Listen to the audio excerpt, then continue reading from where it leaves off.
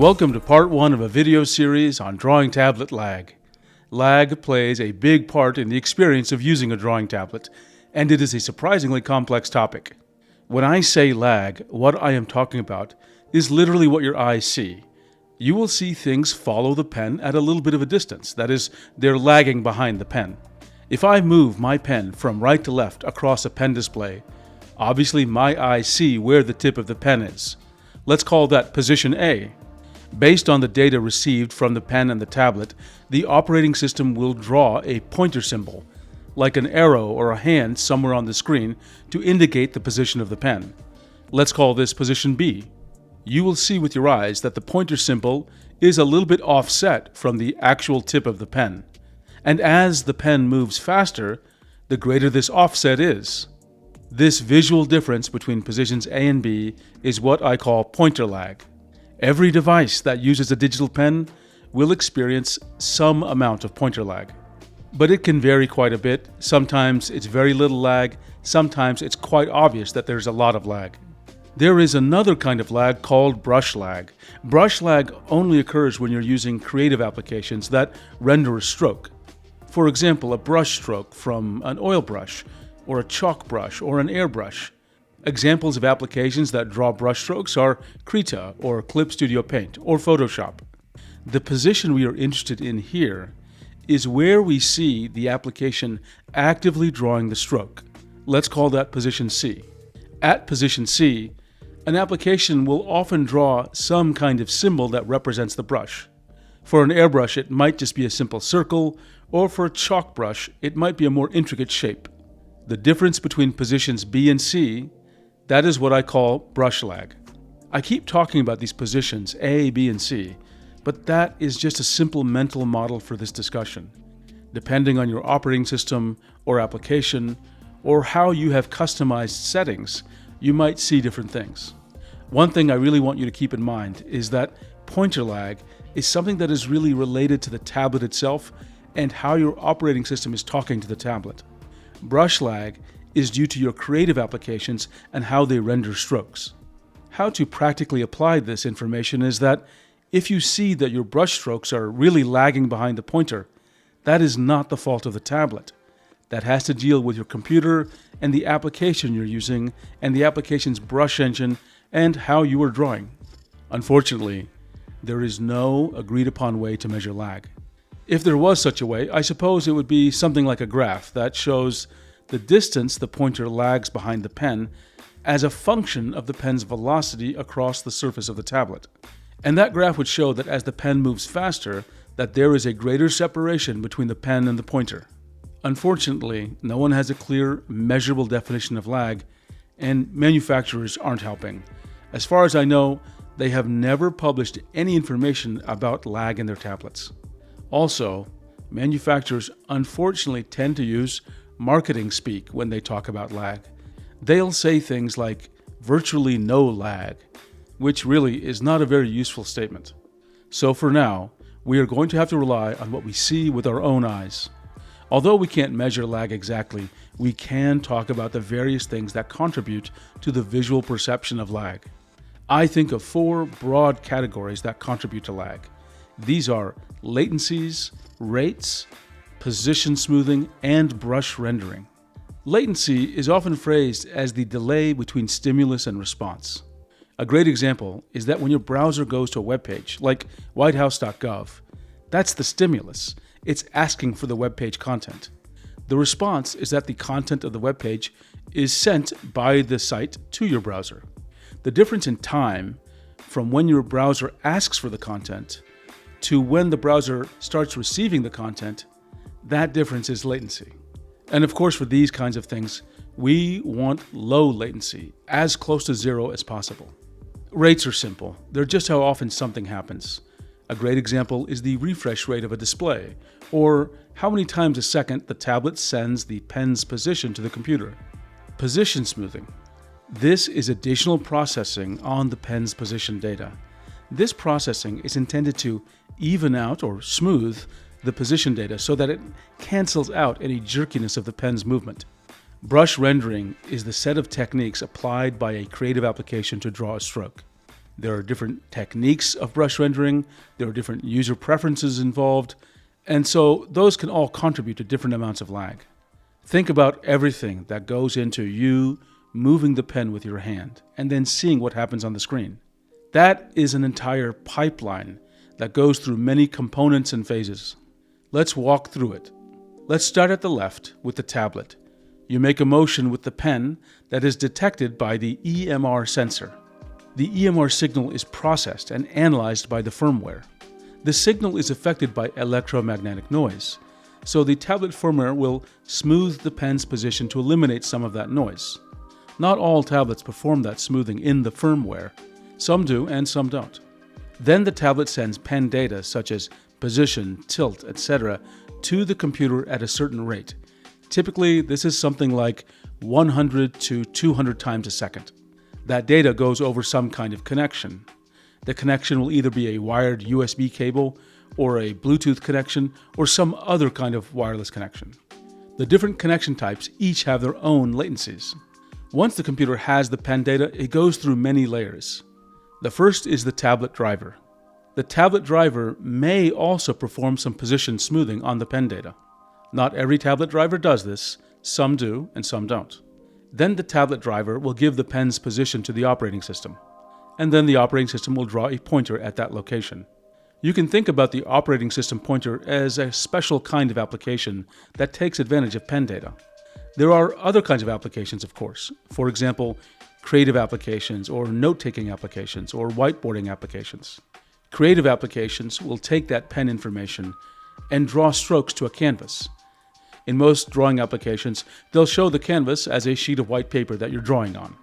The operating system will then take the desktop, the pointer, the application windows, and of course one of those application windows will contain the canvas, and it will send all of that to the GPU. The GPU has to get that data transmitted over some cable. That data is encoded by the GPU for that transmission, and then decoded when it arrives on the display. The display may be processing the signal. Some kinds of displays, for example televisions, perform additional kinds of processing like video smoothing. So they'll take a video at a lower frame rate and start creating interpolated frames. This has the effect of making the video look smoother. This is a different visual effect from position smoothing, but both video smoothing and position smoothing have the net effect that they cause some latency, and that will contribute to lag. But typically, the things that we see in a display that contribute to lag are these two things: response time and refresh rate. The response time is how fast it takes for a pixel to change color, and the refresh rate is how many times a second the image is updated on the display. So that was a walkthrough of the full pipeline. I didn't cover everything that contributes to lag, but I've given you the key highlights. We will dive into those topics in future videos. We've spent a lot of time talking. How about we see what lag actually looks like? First, I'm going to focus on devices that have an embedded display. I tested with 7 pen displays and an iPad. Now, I know it's really hard to get a sense of lag just by seeing a video I recorded, and there's no numbers that I can give you. So for right now, you're just going to have to take my word about how much lag I am experiencing. This is the pointer lag from the Huion Canvas 13.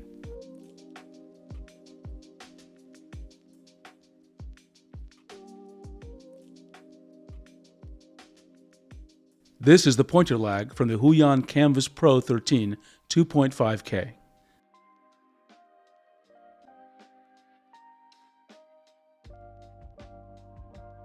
This is the pointer lag from the Huion Canvas Pro 16 plus 4K.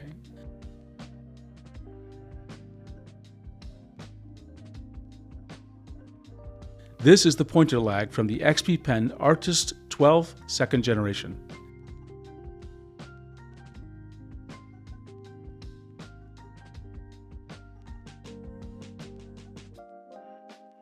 This is the pointer lag from the XP Pen Artist 13 2nd generation.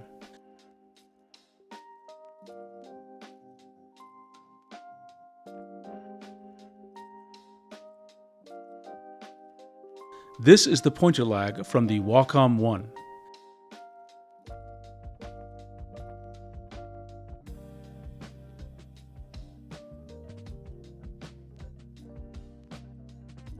This is the pointer lag from the Wacom Cintiq Pro 27.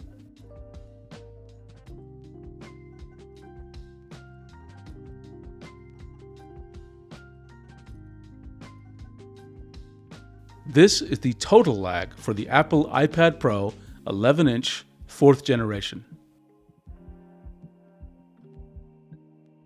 Now, let me summarize my thoughts on these devices and the lag that you saw.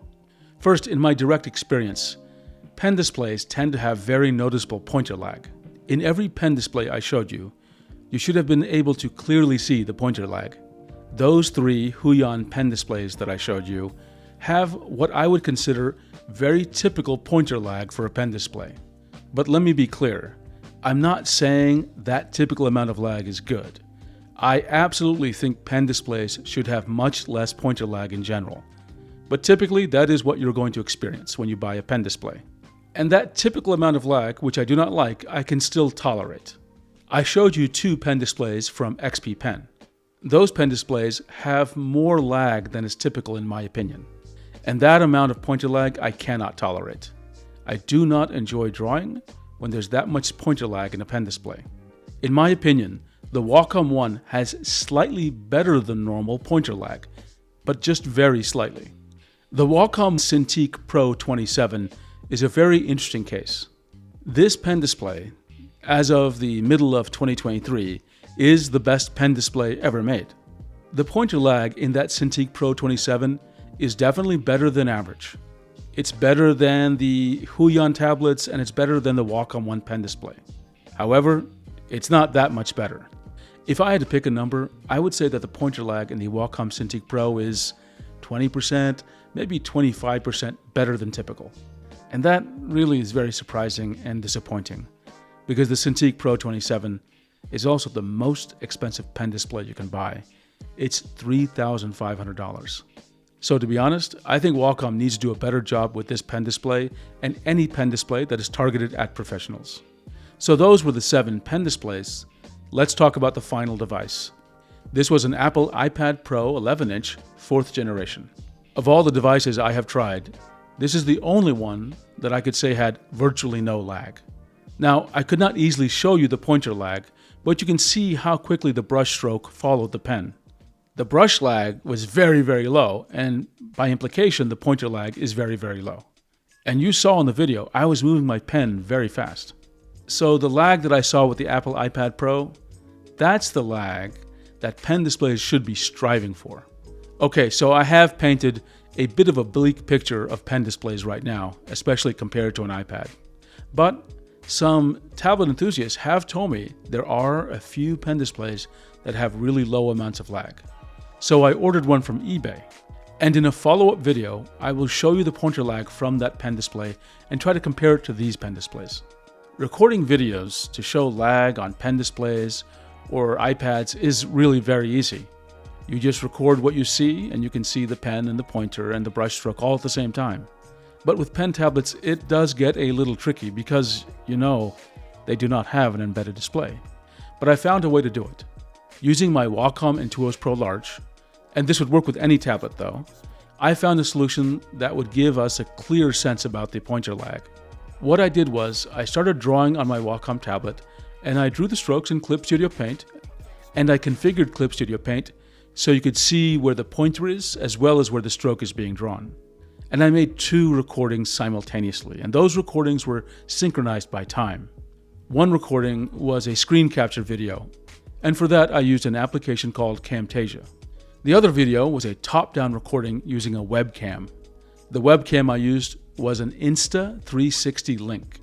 This webcam worked great for me because it has a built-in feature to do a top-down view. Then I stacked those synchronized videos on top of each other and lined them up. And I did one more thing. To help make it easy for you to see where the tip of the pen is, I added a piece of white paper on top of the pen tablet. Now let's take a look. Okay, my take on this is very simple. This pen tablet, the Wacom Intuos Pro Large, easily has the least amount of pointer lag of all the devices I tested. And in my judgment, it has even less pointer lag than the Apple iPad Pro. This low amount of pointer lag is not unique to this specific tablet. Pen tablets in general have incredibly low pointer lag. Yes, some have a little bit more, and some have a little bit less, but as a group, they have incredibly little pointer lag. If your highest priority is to have the least amount of pointer lag possible, then if you're doing creative tasks like drawing, the best choice for you is simple. Use an Apple iPad Pro or a pen tablet. Yes, I have heard that some pen displays have low amounts of lag, but right now I don't have any data to back that up yet. I will cover that in a later video. What if you're not drawing? I know some of you are using drawing tablets for gaming. For example, there are lots of people out there who are using tablets with a game called Osu. For playing a game like that, it's important you minimize lag as much as possible. And for that, you're going to have to be very careful about which pen tablet you select. You're going to need to look for one that does not do position smoothing in the firmware. And furthermore, you will want to consider carefully which driver to use. Instead of using the manufacturer drivers, which can introduce lag, you might want to use OpenTablet driver, which by default does not perform any position smoothing. That brings us to an end for this first of the series on drawing tablet lag videos. In future videos, we'll continue diving deeper into the pipeline and the topics around latencies, rates, position smoothing, and brush engine rendering. So I hope you will join me for those next videos because there are a lot of interesting topics to talk about. Thank you for your time, and I hope you enjoyed this video.